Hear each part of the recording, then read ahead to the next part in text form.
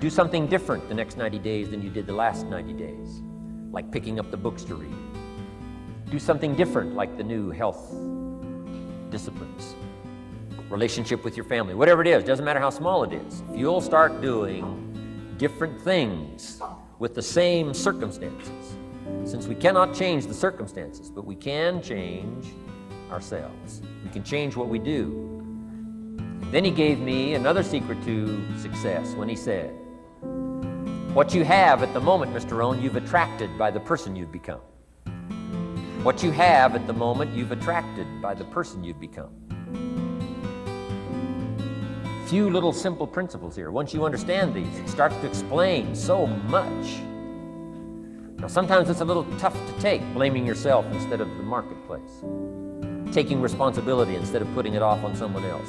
That transition sometimes is a challenging mission. And this one was a little tough for me. Shoaff said, here's the secret, Mr. Rohn. Learn to work harder on yourself than you do on your job. Once I got that, it turned my life around. Learn to work harder on yourself than you do on your job.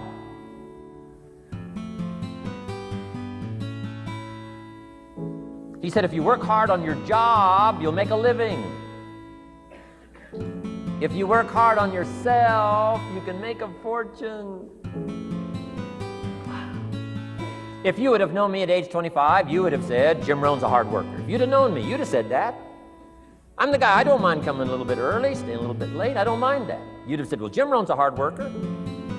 You say, well, how come he's got pennies in his pocket and nothing in the bank and behind on his promises? Well, I was a hard worker, but I was working hard on my job, not on myself. I'm telling you, if you'll learn that simple little principle and start the process today, latest tomorrow, I'll give you tonight the thing to do. And start this whole process of personal development, work on yourself, make yourself more valuable to the marketplace. I'm telling you, you can so dynamically change your income, and economics is the least of the values that you can start earning in terms of equity if you'll start working harder on yourself than you do on your job. Work hard on yourself and develop the skills. Work hard on yourself and develop the graces. All of the stuff necessary to become more valuable to the marketplace. I'm telling you, your whole life can explode into change. Promotions, no problem. Becoming more valuable to the company, I'm telling you, no problem. Money, no problem. Economics, no problem. Future, no problem. If you just go to work on the right thing. Not get things out there to change. Don't try to change the seed. Don't change the soil. Don't change the sunshine. Don't change the rain. Don't change the mix of seasons. Let the miracle of everything that's available work for you, and start working on the inside. Work on your philosophy. Work on your attitude. Work on your personality. Work on your language. Work on the gift of communication. Work on all of your abilities. And if you'll start making those personal changes, I'm telling you, everything will change for you. Mr. Shoaff, over a 5-year period before he died at age 49, who taught me some extraordinarily simple things. He only went to the 9th grade in school. Never finished high school, never went to college, never went to university. So he put his ideas and his experiences in very simple language, which I think for me, a kid from the farms of Idaho, that simplicity was so important. Because if it would have been technical, I'd have missed it. If it would have been mystic, I would have, backed away. But it was just basic, blunt, ABC, familiar stuff that I hadn't thought of before.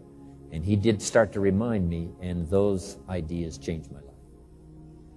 Mr. Shoaff was the one when I said, this is all they pay. He said, you've been working 6 years, Mr. Rohn, how come you're not doing better? And I said, this is all the company pays. He says, well, that's not true. I said, no, this is my paycheck. This is all the company pays. He said, no, this is all the company pays you. I thought, that's a new way to look at it, right? He said, doesn't the company pay 2, 3, 4, 5 times this amount to other people? And I said, well, yes. He said, well, then this is not all the company pays. It's all they pay you.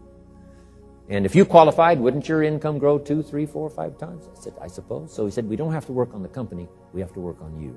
See, that was the beginning of what he called the phrase personal development. I told him things cost too much. He said, no, you can't afford them. I thought, well, that's a new concept. I hadn't thought about that. You know, we put some of the valuable things on the high shelf, so you can't get to them until you qualify. If you want the things on the higher shelf, you got to stand on the books you read. Every book you read, you get to stand a little higher so you can get the things on the higher shelf. See, I learned those concepts. It was so incredible. And here was the most important one. Success is something you attract by the person you become. See, that phrase changed my life. Success is something you attract by the person you become. Success is not something you pursue. It's like chasing a butterfly. You can't quite catch it. Success is something you attract by becoming an attractive person. See, those were new concepts to me. I'm just working hard trying to make a living. Here's what he said to me. This changed my life. I got a chance to teach this in Moscow and across Russia. 3 visits, now the 4th. Here's what Shove taught me. Profits are better than wages. Nobody taught me that in high school. Nobody taught me that. I went to 1 year of college. Nobody taught me. Profits are better than wages. Wages make you a living. Profits make you a fortune. And how could you work on both a living and a fortune? He said, well, you could start part-time working on your fortune while you're working full-time on your living. I thought, wow. Now, he said, it's fun to get up in the morning.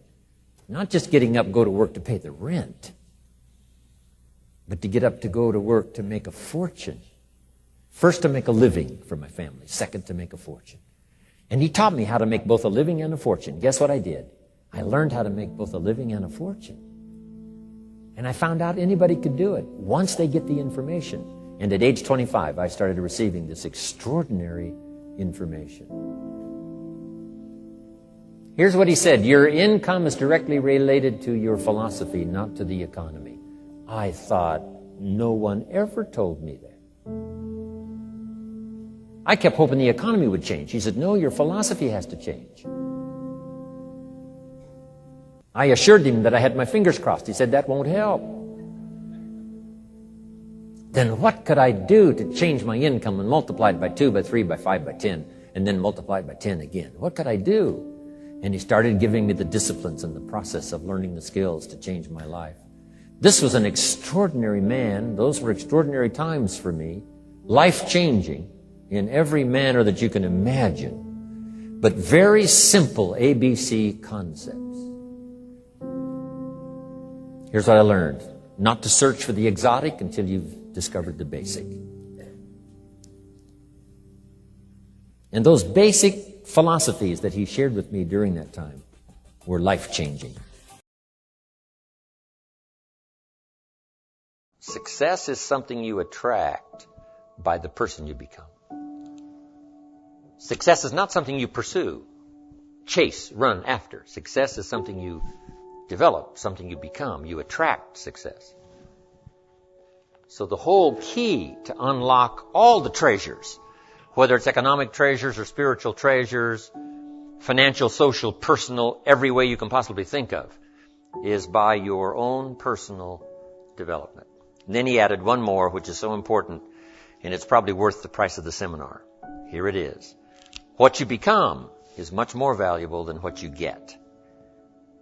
What you become is much more valuable than what you get. The major question to ask on the job is not what am I getting here. The major question to ask on the job is what am I becoming here? Not what am I getting, what am I becoming? So it's very important what you become. Because what you become attracts. If you become cynical, you attract cynicism. What you become attracts. So this whole subject of personal development was so vitally important to me. It changed my life. I was a millionaire by age 31. And that was just the economic part of it. It took me 6 years from age 25 to age 31. It was unbelievable. Remember, be a student, not a follower. And here's what you must always do. Design your own personal life. I'm very happy for people to take notes at my seminar, but I'm also just as happy if somebody says, hey, this is not for me, tear up all these notes and throw them away. That's just as valid for me. Right. Remember, be no one's disciple. Chart your own course. Make what you do the product of your own conclusion. What I'm saying here is be your own person. You don't have to be a model of someone else. You don't have to do it like anybody else. Right? Do it like yourself. Buy what you want to buy.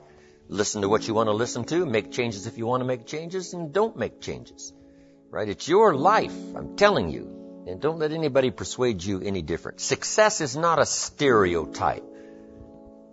Success is not a Ferrari. Success is not an automobile. It's not a house. It's not a place. It's not money in the bank. It's not $1 million. That's not success. Success is the continual unfolding of the design of your own life and pulling it off. That's what success is. The continual unfolding of the design of your own personal life and pulling it off in whatever degree you wish. That is success. Successful in doing whatever you want to do that makes sense to you, for you, your family, your responsibilities, or take on responsibilities or refuse responsibilities. That's strictly all up to you. We've been given the power of choice. Every life form except human beings operates by instinct in the genetic code. Now, why not human beings? Because here it is. We've been given the dignity of choice. We're not like a robot. We're not stuck like a tree, using up all the nourishment, nothing left, now you die because you can't change location. Not true. Humans can go north, south, east, west. Humans can change, do anything they want to do. We've been given the dignity.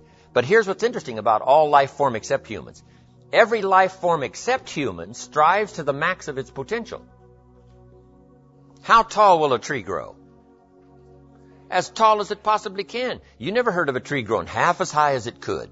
No, that is impossible. A tree grows as high as it can, drives down every root it can, produces every leaf it can, extends itself as far as it possibly can. Every life form extends to the max, except human beings. Now, why not human beings? Because we're not robots. We've been given the dignity of choice. And here's a couple of alternatives on the dignity of choice. To be part of or all of. You have the potential to be. And you got the choice. Do a little to make yourself comfortable and forget the rest, or do it all. And there's nobody here to dictate you got to do it all. That's nonsense. You got to be rich because we live in a rich country. That's nonsense. You don't have to be rich. You don't have to do it all. You can do a little, do some more. Take advice, but don't take orders. Take information, take training, take teaching, but don't take orders from no one that tells you how you need to live and what you need to own and what you need to do. Somebody says, well, you need to be successful. That's a personal choice, being successful. What we teach is the possibilities, and everybody chooses. Take a little, take a lot, do some, do nothing. Abraham Lincoln said, since I would be no one's slave, I will be no one's master. Excellent philosophy. If a guy says, hey, I'm soon cashing it in, I'm heading for the mountains. I'm going to live in a little cabin, live off the land, and feed the squirrels. If he goes and does that, guess what? He's a smashing success. Why? He's doing what he designed to do and went and did it and pulled it off. You can't say, no, that's not successful. That is the epitome of success, is giving a design to your life and go pull it off, making progress in that direction that satisfies you. If it doesn't satisfy you, make alternatives and you change. And if you get some better ideas, sure, you may follow someone's suggestion and ideas, but not orders. Design your own life like you want it that will fit. Now, if you take on some responsibilities, now you got to consider those. Yes, you can ignore your responsibilities, but you won't feel good about that. Guess what the old prophet said? Some things that taste good now in the mouth turns bitter later in the belly. So you don't want to sacrifice. We all must suffer one of two pains. Regardless of your choice of lifestyle and what you want to do, we must all suffer one of two pains. The pain of discipline or the pain of regret. And what we suggest to everybody is to consider the disciplines, because disciplines weigh ounces, regrets weigh tons. You don't want to substitute a discipline for a regret. In our opinion, that would be a poor choice. Now, you can do it, but some things are poor trade-offs. The old prophet said, what if you gained the whole world, but it cost you your soul? Would that be worth it? And with a bit of intelligence, we say, no, that doesn't seem worth it. Even if you got the whole world, if you traded your soul, that experience would be so bitter and so awful and so devastating, it wouldn't be worth it. What if you got some gain by greed instead of legitimate ambition? I'm telling you, it might taste good up front, but it's going to turn bitter in the belly. And a bit of that advice saves some people from devastation. Say, well, you're right. I better think twice about that. So we must confront all laws, spiritual laws, agricultural laws, basic laws, fundamental laws. We must confront all of those. But you still now can design your own life. A little, a lot, go east, north, south.